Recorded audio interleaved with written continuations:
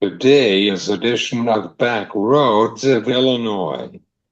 We were bringing you lasted for farming sources and information sponsored by AgriGold.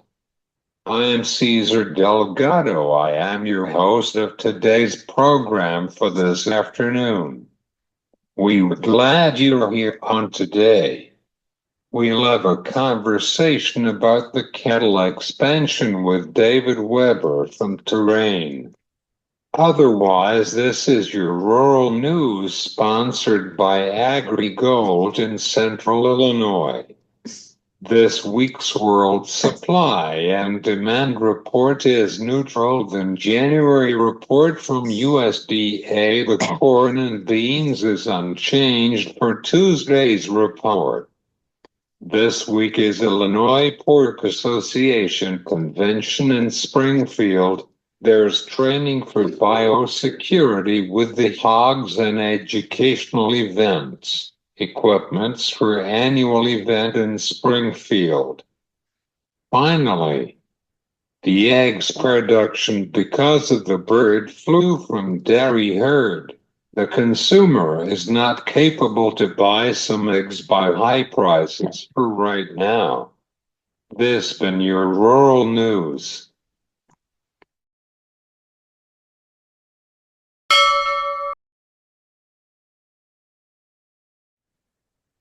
This is your commodity markets for this afternoon, sponsored by Kyle Bumstead. He's a commodity broker from Allendale Incorporated. Corn and beans prices are up for this afternoon.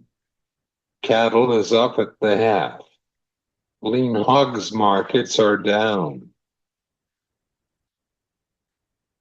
In Brazil has reported in drought department. Argentinian crop production is down an average. The soybeans prices are currently up at 5 to 10 cents. Livestock markets are up for today. Cattle is up at 3 to 6 cents. But feeder cattle is up for today as well. Cash trend is looking for the weights between 315-330 for this week. And loins is 86, 33 buck markets 105.43. Ribs markets is 137.10 for the cash hogs markets. This is your commodities markets for this afternoon.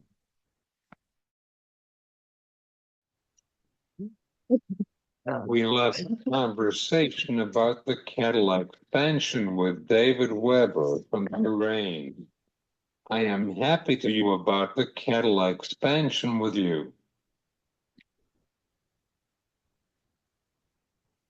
David, how is the fundamental on the cattle industry? We're not seeing the cattle expansion since 1952. That's right, Caesar. The cattle inventory report that just came out the end of January for January 1, 2025 data showed that there's really no expansion going on across the United States. There were a few states with a few more beef cows, Texas and Oklahoma in particular. They were up about 140,000 head, if I remember correctly, about like 148. The challenge with that is that those are the two biggest cow states in the country, and they were just barely larger. The big challenge with the Texas expansion is while they're up 60,000 head for beef cow numbers, their beef replacement heifer number was down 60 for this year, and that's obviously split between two calf crops. But it doesn't look like that expansion is going to have any holding power as we go forward. If we look at other places in cattle country, Kentucky was up, which isn't surprising given the great moisture conditions they've had and the outlook that they'll avoid any of this kind of La Nina influenced drought that we're expecting across, especially the southwest part of the U.S. During 2025. But other places out here in the Central Plains, if we look at states like Colorado, which had the largest uh, decline in beef cow numbers from January 1, 2024 to January 1, 2025, both on a numeric and percentage basis. Nebraska wasn't far behind from a number standpoint, and so was South Dakota. So there's certainly challenges here in the Central Plains, and not much activity going on in terms of herd growth. That means we're probably in another year of slightly smaller calf crop numbers, and then continued declines in beef production as we think about those calf crops working their way through the system. What is your position on the cattle expansion? Do we need more cattle in Kansas, South Dakota, North Dakota? We do need more cattle if we're going to keep beef supplies at the consumer level about even with where they've been for the last 4 or 5 years on average. We've supplied about 58.5 pounds of retail weight to consumers. If we're going to continue doing that, when we think about growth in the population of about 0.6% per year, some slight growth in exports, only modest growth maybe in the import side when we think about what's going on in Australia, New Zealand, South America, as we move into La Nina. That's better grazing conditions for those guys. There's chances of herd rebuilds in those countries. So that takes available supplies down. When we go through all that math, and including increasing carcass weights at about a normal 5 pound per year trend, we need about 2.5 million more cows between here and say 2030. And so to do that, we're going to have to keep a bunch of these beef replacement heifers back in the cow herd. And in the meantime, for 2025, 26, and probably 2027, that leaves us with the prospects of smaller beef production by 2 to 3% per year during that time frame. I have a follow-up. What is the beef demand for the United States?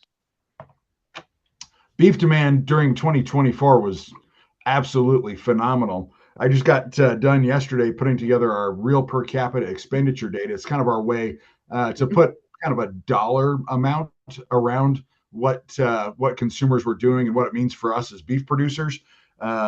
Real per capita expenditures were up about 4.5%.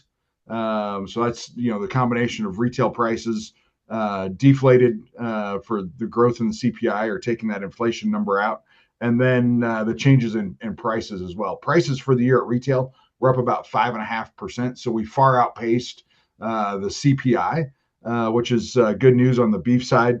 We grew beef spending on a real per capita basis about $18 per person in the U.S. So that's $18 across 335 million roughly Americans on a nominal basis. So in current dollars, that's about $38.50 per capita. When we roll that all up into a total number, it added about $11.5 billion to the cattle business. Most producers then ask, hey, what's that mean to me? Well, it's about $42 a hundredweight on the box beef cutout, and about $526 a head on all the cattle we slaughtered for the year. So it's a very substantial change. Even though it sounds like a small percentage move, it's on so many people across the U.S. in terms of population that it turns into a really impactful and big number.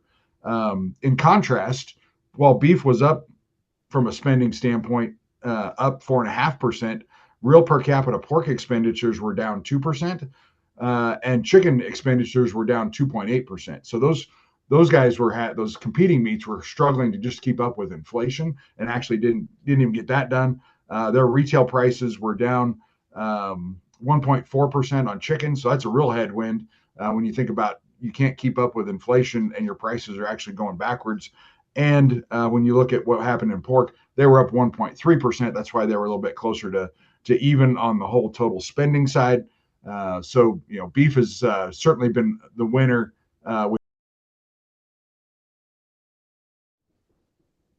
could you tell us about that with the cattle on the feed report? Yeah, so the last cattle on feed report we got was fairly neutral to the market. The placement number down just a little bit. Marketing's down as well for the month of December. Waiting here for the kind of 1st of February report comes out here in a couple of weeks, and thinking that we're going to see maybe a little bit renewed interest on the placement side. One of the big challenges we've got there when we think about placement numbers for the month of January that also impacted December was the closed Mexican border. So there's probably 250 to 350,000 head of cattle that got backed up because of the New World screwworm discovery in southern Mexico and the trade barrier that the U.S. put up to protect the U.S. industry. U.S. and Mexican counterparts working through all the new protocols that we're going to have to go through to get those cattle across the border. It sounds like they started late last week, and so we're starting to see those move. In the gap here where we don't have tariffs actually in place yet, I think there's a fair amount of interest in getting those cattle across the border as quickly as we can. So depending on how that goes here in February, it'll probably impact February placement numbers. But the January number is going to be a little tight just because we didn't have any of that availability for those cattle to move into Texas and those Oklahoma feed yards that tend to like feeding those cattle this time of year. What is the importance for the Mexican cattle for the United States? So they're, as we look at kind of historically speaking, those cattle tend to fill in a fair bit of the southern feeding area feed yard capacity. Obviously, they've changed the quality of their cattle dramatically, just like we have in the U.S. over the last 20 years. We've seen fairly good influx of genetics. So those cattle that are coming across are better genetics. There's probably somewhere in the order of 25,000 head or so a week that come across. So it amounts to a fairly sizable number for the year. If we look at that 25,000, about a little over 1 million head that probably come over. I'm not sure we'll get that far this year or that big a number this year with the slowdown we've had.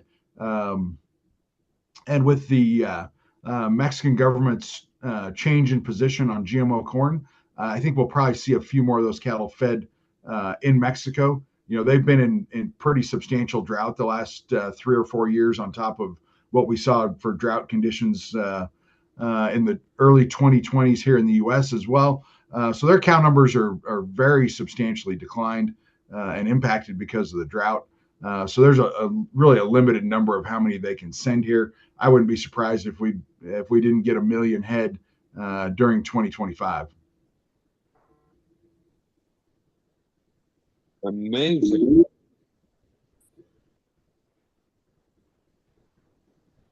Finally, what is your position on the cattle markets for right now? Well, it's been kind of a volatile month. Maybe that's a good way to look at it. When we think about all the things that have gone on with the threats of tariffs, not tariffs, it looks like this afternoon, newswire is coming across here that President Trump's going to announce maybe some countervailing tariffs this afternoon. So we'll see how that stacks up. I would expect that China and Europe are going to be in the crosshairs of that. I think we've got maybe a little bit more time here to work with Mexico and Canada. So we've seen a pretty big swing, especially if you look at the Feb and April live cattle futures. We've had about a $4 swing in basis. So the cash to futures relationship has gotten stronger. That's kind of helped a little bit on getting some of this money back from margin calls that we made. I think when we look at trade here going forward, we're probably in this 202, 203 territory for another couple of weeks, and then we start to rally back. And I wouldn't be surprised by the time we get into the middle to late part of March that we're back here 210 or so. When we think about what's going on in the feeder cattle market, those supplies are still tight. There's a chance that there may be some producers that kind of step out and maybe take some of these heifers that weren't initially destined to or indicated in the report to be beef replacements, and maybe speculate on breeding a few of those. So that might tighten some heifer inventories around the peripheral. When we look at what's going on in the calf market, the guys that are looking for grass cattle, we're kind of in that gap here, waiting on the wheat pasture cattle to come out. There'll be a fair number of those that get double stocked and turned out on summer grass.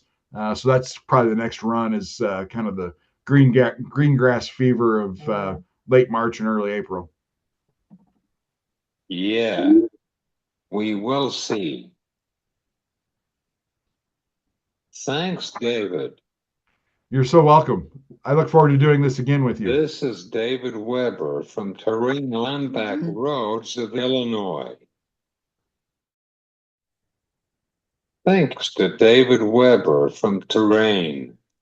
This been Back Roads of Illinois. I am Cesar Delgado. You have a great day.